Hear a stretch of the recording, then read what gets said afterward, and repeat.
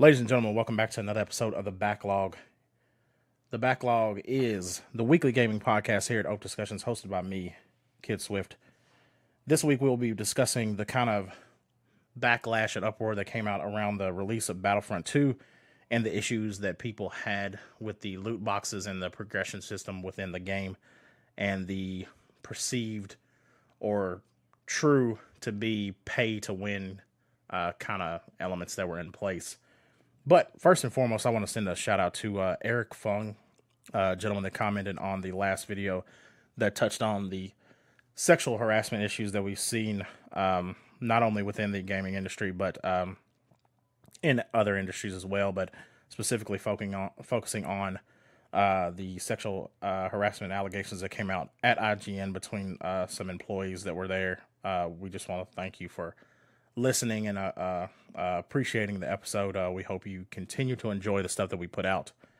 But first and foremost, what I want to do is I actually want to start off with something, I guess, a little bit more geared towards positive, because this is going to be kind of, without even trying, geared more towards a negative topic, just because this game has gotten completely drilled over the past, since it was released, and even a little bit before release, because that's when people kind of started digging in and finding out exactly what issues were under the surface and kind of where the progression system was going, kind of where it was set up to be, and how it was kind of set up and actively working against the players who didn't want to actually, quote unquote, pay to win.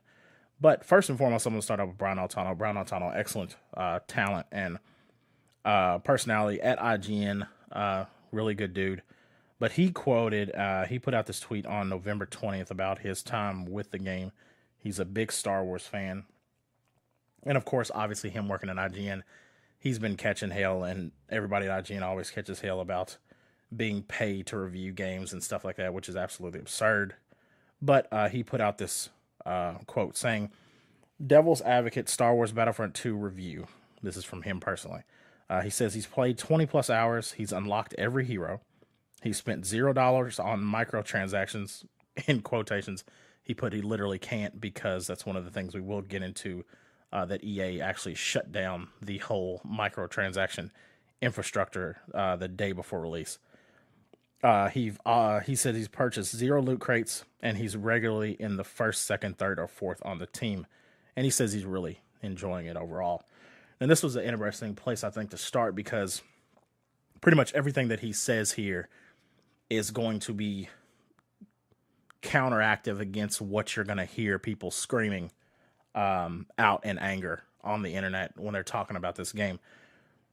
Because this is a game that has been getting scrutinized because of its microtransactions and its kind of seemingly pay-to-win infrastructure that's been put in place, seemingly from development from day one from EA.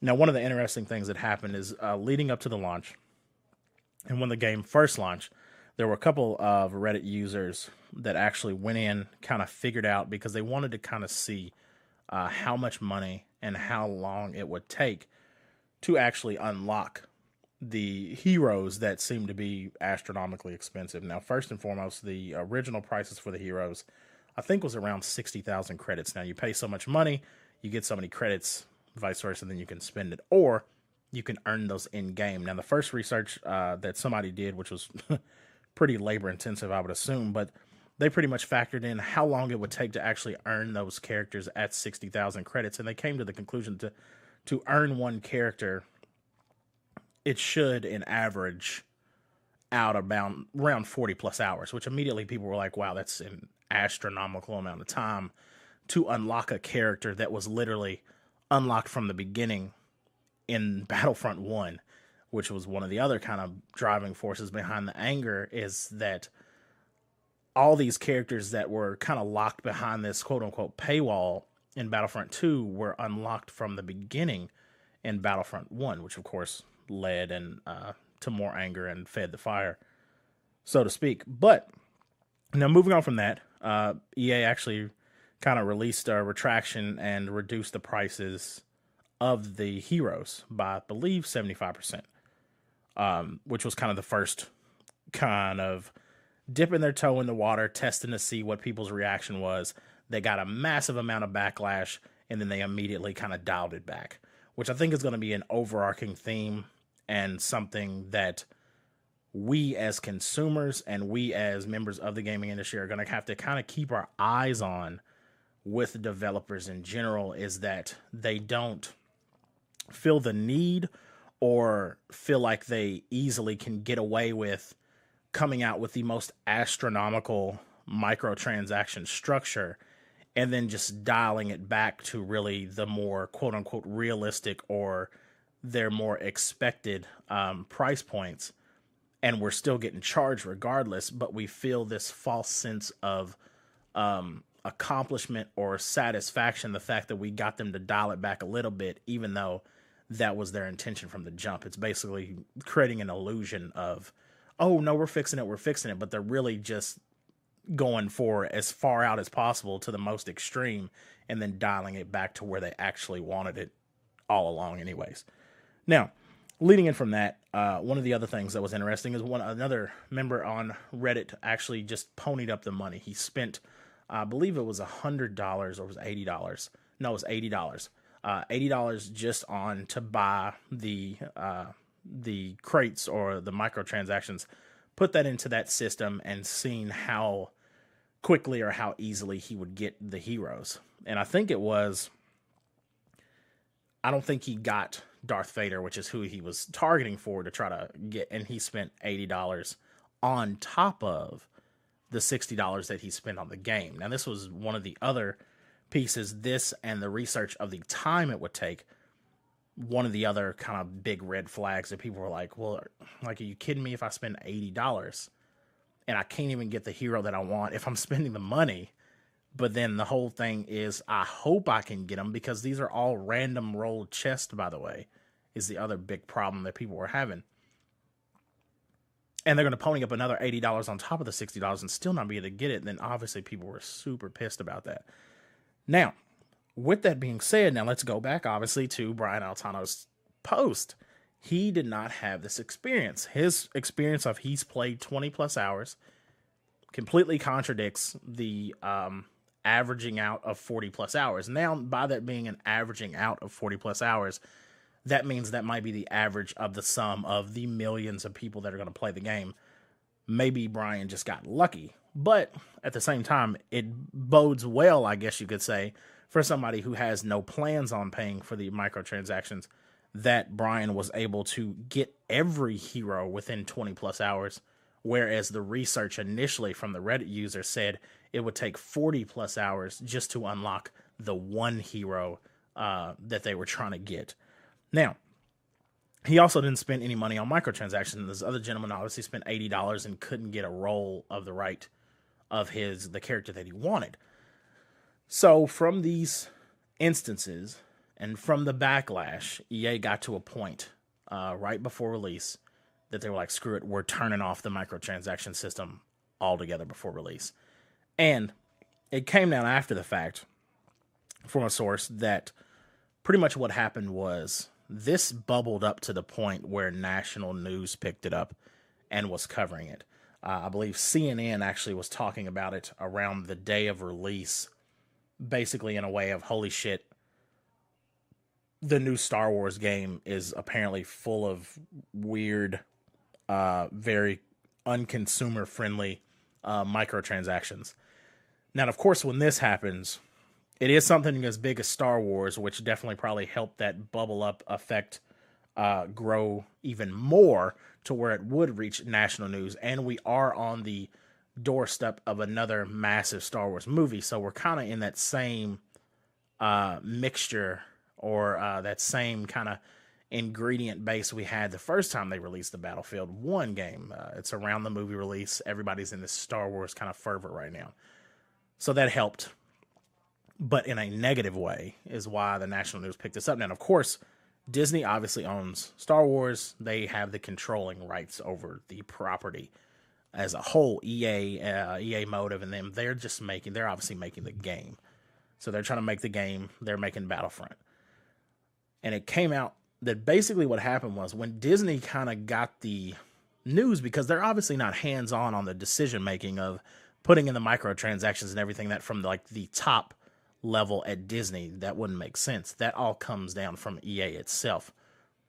But when Disney got wind of what was going on and they started getting questioned of, oh, what do you think about the weird gambling infrastructure, which is what a lot of people were putting the tag on it as, is like this gambling kind of baiting infrastructure within the new Star Wars game. Disney was like, okay, like we need to pump the brakes. You guys need to fix this shit. And that's basically where they went to EA and told them. And EA's solution for that is, at least for temporarily, I haven't seen anything else come out as of yet as far as like how long this will last, but they shut down the microtransaction store completely, at least at launch. So when the game launched, you could not pay for any microtransactions. And one of the other things that kind of came into play that was a little weird and kind of gross-ish, I guess you could say, was they put a cap as far as the timing on earning the credits if you decided to go the other route. That was one of the first in that first fervor of strikes against the game when people were really getting upset. People saw that and they were like, wait a minute, like, so you're telling me I can only earn so many credits in a certain amount of time, then I have to wait for the clock to reset? That was really gross at first too, which of course, like we said before, just added to the fire. But then going back, like our theme has been, using Brian Altano's tweet is kind of like the overarching counteraction to all the anger. This is not the experience he had. And the whole thing initially was when people got in the beta and they kind of started to see the structure or the curtain being pulled back as to how you were going to be able to progress in this game. People immediately became worried because they were like, wait a minute, it seems like there is a possibility for some serious pay to win issues within Battlefront 2. But if Brian Altano, using him as an example again, because he's one of the few positive examples, bullet-pointed positive examples of somebody who has put in 20 plus hours and had this kind of experience, he says that he is regularly in first, second, third, or fourth on his team. So obviously, if there is a pay to win, now obviously you can't pay to win because the microtransactions are shut down, so that could be part of it. But he's obviously not having any issues with competing in the top of his teams every round or most rounds, even in light of there being this kind of this system in place. Now, of course, like I said, a lot of that might be due to the fact that even somebody who wanted to pay to win, quote unquote, they can't because the store doesn't work. So that's where it kind of comes to now. Where are we going to get to? How is it going to end up? Are we going to get to a point where they're just going to flip the switch back on, the microtransactions come back online, and the kind of replay value of Battlefront 2 takes a nosedive because all the play-to-win elements start to just barge in the door, and then you're screwed. And you're in a situation where it just kind of cannibalizes itself, and then it becomes what everybody was afraid of. But there's a lot of elements in this game I want people to kind of step back, look at, and understand. Like they did some things that we wanted, as far as like putting a story in there, doing more stuff around space battles, kind of expanding the overall scope of the game in general. And another thing that kind of makes me feel bad about the whole thing is, as Mitch Dyer, a gentleman that used to write for IGN, a really good writer in general, he actually he was one of the people that helped write the story. So it's been kind of crappy to see this amount of backlash on his first major game being able to write a Star Wars game, which would be a lot of people's dreams. Being able to write a Star Wars game is one of his first major games, and there's all this backlash around it, and people don't even want to pick it up. Like, even like, for example, myself, I was planning on getting it day one until all this stuff started rolling out. And then I kind of pumped the brakes, and I was like, wait a minute, let me see how this plays out. So, I mean, if there's anybody else, if there's a small percentage in that same boat as me, in that same mentality, then what's that going to do to Battlefront 2 sales and even the future of the game in general? Because Disney's going to be mad if there's any kind of negative imagery.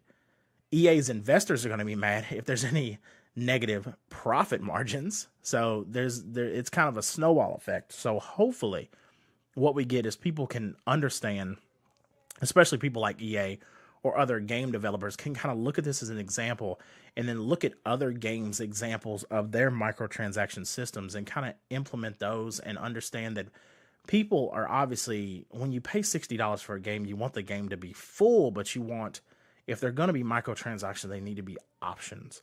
They just need to be optional, hopefully, largely cosmetic, along the lines of like what Overwatch does, Dota does, but of course Dota is a free-to-play game, so people are, when they get a free-to-play game and it's something that they really love, they're a lot more willing to dump a large amount of money into said game, just as kind of like a supportive kind of feeling towards that community in general.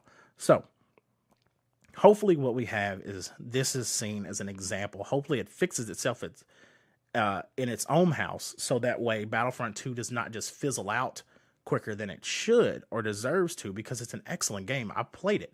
It is an excellent game. It's very good. It's gorgeous. Haven't played the story yet, but I'm hoping to. But hopefully this can iron itself out and they can come to like a reasonable setup that is not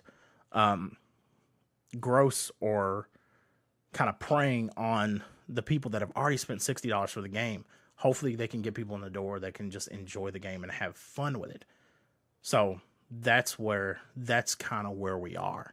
And that's where we are as an industry. This is something that has been popping up from game to game, and people have been having discussions from game to game about microtransactions and loot boxes, etc., and how gross are they, and if they are gross or if they're egregious, or if you can just ignore them, do they matter, etc., etc. And if they're done right, I believe they can be done right, and they can be beneficial to the developer if they need that extra financial help.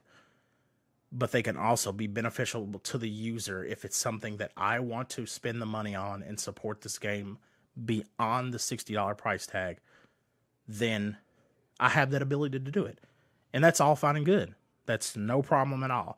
But it cannot be done in a predatory, excessive, over-the-top way that's gross and doesn't feel genuine. Simple as that. So, with that said, what do you guys think? Are you guys going to pick up Battlefront 2? Were you guys disappointed by all this news that came out around Battlefront 2? Is this something that you are getting sick of seeing? Is this something you just ignore and don't even think about it? I think there are a lot of people on all sides, but I would love to hear from you guys, of course. As always, this has been The Backlog. We post these every week. We go in depth on gaming industry stories, kind of break them down, unpack them, and see what we can find out exactly how they affect us as the gamers and the industry as a whole. We are also Oafdiscussions. Oafdiscussion is the brand. That is the main podcast. We release those every week. We also have our reviews going up via web, where he reviews movies, comic book movies, shows, etc. He just did the Justice League. Our new episode of the podcast always goes up on Mondays. The Backlog will be on Wednesdays. And then we will also have Brent's Liquid Drops as well. You can find all those at oafdiscussions.com. You can find us on Twitter at Oafdiscussions. You can follow the Facebook group, a bunch of great guys, good friends of ours in there, at facebook.com/group/Oafdiscussions. Check that out. Join that. Let us know what you think. Oafdiscussions@gmail.com. You can drop us a line, topics, anything you want us to talk about. If they are topics for the Backlog, just put that in the subject header. And if they're topics for Oafdiscussions, you can just leave that as is. As always, guys, we appreciate it. I am at KNKidSwift on Twitter. Webb is at Webb859. Brent is at LLCoolB22, and Shayna at ShaynaMB on all social media platforms. We thank you guys. We appreciate the love. We appreciate you guys listening. We will see you guys next time. Peace.